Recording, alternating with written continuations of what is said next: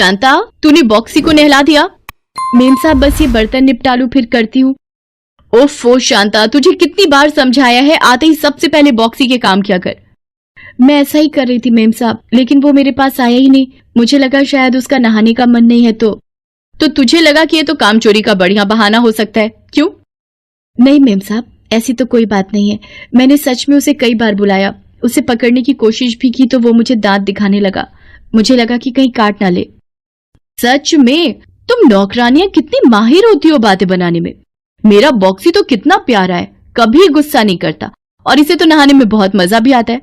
तूने इसे प्यार से बुलाया ही नहीं होगा। अभी देख मेरी एक आवाज में कैसे आता है, hey boxy come baby come on. Meenal की आवाज देते ही उसका लाडला और प्यारा पेट बॉक्सी उसके पास दौड़ता हुआ आ गया। बॉक्सी एक डॉग था और मीनल को बहुत ही प्यारा था। मीनल को सब कुछ मंजूर था, लेकिन बॉक्सी को कोई तकलीफ हो या उसके रखरखाव में कोई लापरवाही हो, ये उसे बिल्कुल गवारा नहीं था। देखा कैसे आया एक आवाज में। चल अब जाकर इसे नहला, बाद में बाकी के काम करना। और सुन, नहलाने के बाद इसे अच्छे से ब्रश भी करना, और इसका फूड वहां उस कबर्ड में रखा है। ध्यान रखे ये जब तक पूरा बाउल खत्म ना कर ले इसके पास से हटना नहीं। ये अकेला हो तो खाना छोड़ देता है। इतना कहकर मीनल अपने कमरे में चली गई और उसकी नौकरानी शांता बॉक्सी को अपने साथ बाथरूम ले जाने की कोशिश करने लगी, लेकिन वो ऐसा कर नहीं पा रही थी क्योंकि बॉक्सी उसके साथ जाने के लिए तैयार ही नहीं था। वो तो मीनल के ही पीछे जा रहा था। असल में बॉक्सी सिर्फ और सिर्फ मीनल की बात ही मानता था, क्योंकि मीनल हमेशा उससे प्यार से पेश आती थी, कभी उस पर गुस्सा नहीं करती थी। इसीलिए वो हमेशा मीनल के साथ ही रहना चाहता था। शांता ने उसे पकड़ने की कोशिश की, लेकिन वो उसकी तरफ गुर्राकर वहां से भाग गया और सीधे मीनल के कमरे में जा पहुंचा और उससे पैरों से जाकर लिपटने लगा। ओह माय बेबी, क्या हुआ बॉक्सी? What happened? मेम साहब, ये नहाने ही नहीं जा रहा, आपके पीछे पीछे यहाँ तक आ गया। मैंने बहुत कोशिश की पर ये गुस्सा करता है मुझ पर। क्या बकवास है, ये तो खुद डरा हुआ लग रहा है। तुमने कहीं से मारा तो नहीं? सच सच बताओ मुझे, जरूर तुमने इसे मारा है, तभी तो ये तुम्हारे पास नहीं आ रहा। नहीं मेम साहब, मैं तो इसे बड़ी प्यार से ले जा रही थी। रहने दो, झूठ मत बोलो। लेकिन एक बात साफ साफ सुन लो, अगर बॉक्सी तुम्हारे साथ नहीं रहना चाहता तो तुम यहाँ काम भी नहीं कर सकती। नहीं मेम साहब, ऐसा मत कहिए, मुझे इस काम की बहुत जरूरत है। मैं एक विधवा हूँ, अपने घर में अकेले कमाने वाली हूँ। अगर ये काम छूट गया तो बड़ी मुश्किल हो जाएगी। मैं ऐसा करती हूँ, कल से अपनी बेटी पिंकी को अपने साथ लेती आऊंगी। उसे जानवर बहुत पसंद है।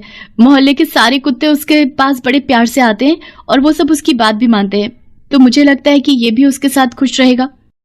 व्हाट रबिश, तुम्हारी हिम्मत भी कैसे हुई मेरे बॉक्सी की उन आवारा कुत्तों से बराबरी करने की? कोई जरूरत नहीं है। मैं अपनी बॉक्सी के लिए नई केयर टेकर रखूंगी जो इसका बहुत अच्छे से ख्याल रखेगी और घर के बाकी काम भी तुमसे बेहतर तरीके से करेगी। मीनल की बात सुनकर शांता उसके पैरों में गिर पड़ी और रोते हुए बोली, नहीं, भगवान के लिए ऐसा मत कीजिए मेम साहब, मुझे एक मौका दे दीजिए। मेरा विश्वास कीजिए, मेरी पिंकी आपके बॉक्सी को बहुत अच्छे से संभाल लेगी। अच्छा ठीक है, मेरे पैर छोड़ो, चलो देख लेते हैं तुम्हारी पिंकी को भी, कल लेते आना उसे। लेकिन याद रहे, अगर काम में कोई भी लापरवाही हुई तो तुम दोनों माँ बेटी दोबारा मुझे अपनी शक्ल मत दिखाना। मीनल ने शांता को एक मौका तो जरूर दिया था, लेकिन साथ ही काम की जिम्मेदारी भी बढ़ा दी थी। अब बॉक्सी की सारी जिम्मेदारी शांता की बेटी पर थी। पिंकी शांता की तरह ही मेहनती और बहुत शांत स्वभाव की थी। वो बॉक्सी के साथ बड़े प्यार से पेश आ रही थी, लेकिन बॉक्सी वो तो मीनल के लाड प्यार में इतना बिगड़ चुका था कि अब उसे किसी के प्यार की कोई अहमियत ही नहीं थी। अरे बॉक्सी सुनो तो, कहाँ जा रहे हो? क्या चल रहा है? बॉक्सी ने अब तक नहाया क्यों नहीं है, और इसने कुछ खाया या नहीं? मेम साहब, ये नहाने जा ही नहीं रहा है, बार बार मेन गेट की तरफ जा रहा है। लगता है शायद इसे घूमने जाना है। हाँ तो ले जाओ इसे बाहर, तुम्हारा यही तो काम है। यहाँ बैठकर आराम करने के पैसे थोड़ी ही दूंगी मैं। मीनल पिंकी को बातें सुनाकर वहां से चली गई और पिंकी बॉक्सी को लेकर घर से बाहर की तरफ जाने लगी। तभी शांता ने उसे रोकते हुए कहा, रुक जा पिंकी, अकेली मत जा, मैं भी चलती हूँ तेरे साथ। तुझे कुछ नहीं पता, ये बहुत जिद्दी है, अगर तुझसे छूटकर कहीं भाग गया तो गजब हो जाएगा। शांता और पिंकी दोनों बॉक्सी को टहलाने के लिए बाहर जाने लगे। मीनल का फ्लैट एक बड़ी सोसाइटी के 7वें फ्लोर पर था। नीचे पार्क तक आने के लिए वो दोनों बॉक्सी के साथ लिफ्ट की तरफ जाने लगी। तभी बॉक्सी को लिफ्ट के पास ही एक बच्चा अपनी बॉल के साथ दिखाई दे गया।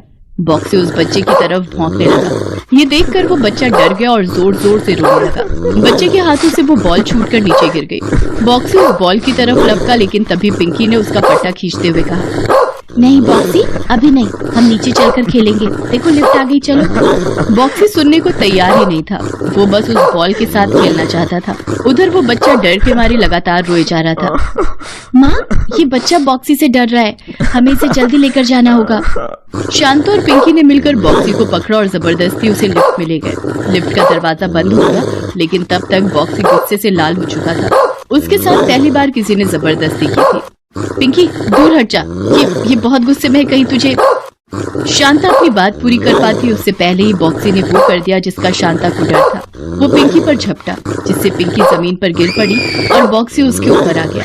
उसने अपने नुकीले दांतों और पंजों से पिंकी पर हमला कर दिया, जिससे पिंकी के चेहरे और शरीर पर कई जगह गहरे घाव हो गए। शांता ने बॉक्सी को रोकने की बहुत कोशिश की, लेकिन बॉक्सी बहुत गुस्से में था। उसने शांता पर भी हमला कर दिया, लेकिन तब तक लिफ्ट का दरवाजा खुल चुका था। वहाँ मौजूद कुछ लोगों ने शांता और पिंकी की मदद की। इसके बाद शांता और पिंकी उसी हालत में मीनल के पास पहुंचे। ये सब क्या है? और बॉक्सी कहाँ है? तुम दोनों कहाँ छोड़ा है उसे? मेम साहब, वो नीचे सोसाइटी के गार्ड के पास बंधा हुआ है, देखिए उसने क्या किया।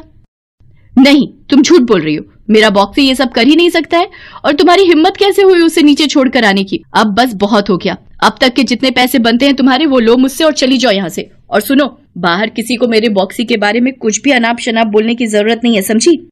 मीनल इतना तो समझ गई थी कि बॉक्सी का बर्ताव गलत था और उसने पिंकी का वो हाल किया था, लेकिन फिर भी वो बॉक्सी के साथ सख्ती नहीं करना चाहती थी और ना ही उसने शांता और पिंकी की कोई मदद करने की कोशिश की। शांता और पिंकी मायूस होकर वहाँ से चले गए।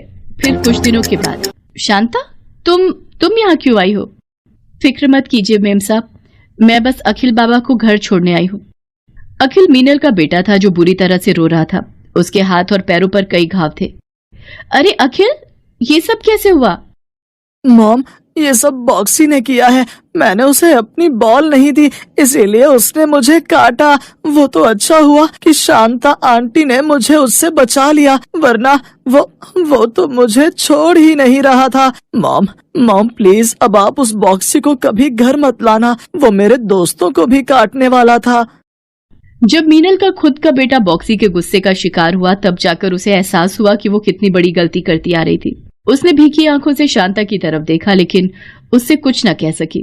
तब शांता ने अखिल से कहा, नहीं बाबा, बॉक्सी भी तो आपके घर का सदस्य है, उसे घर से निकाल देना ठीक बात नहीं है। हाँ, लेकिन उसकी गलती पर उसे डांटना भी जरूरी है, वरना उसे पता कैसे चलेगा कि क्या सही है और क्या गलत है ना? हाँ शांता, तुम सही हो, लेकिन गलती अकेले बॉक्सी की नहीं है। मैंने ही बॉक्सी को इस हद तक बिगाड़ा है कि अब वो हर किसी पर हमला करने लगा है। शांता, मैंने जो तुम्हारे साथ किया उसके लिए मैं बहुत शर्मिंदा हूँ। मुझे माफ कर दो और हो सके तो काम पर वापस भी आ जाओ।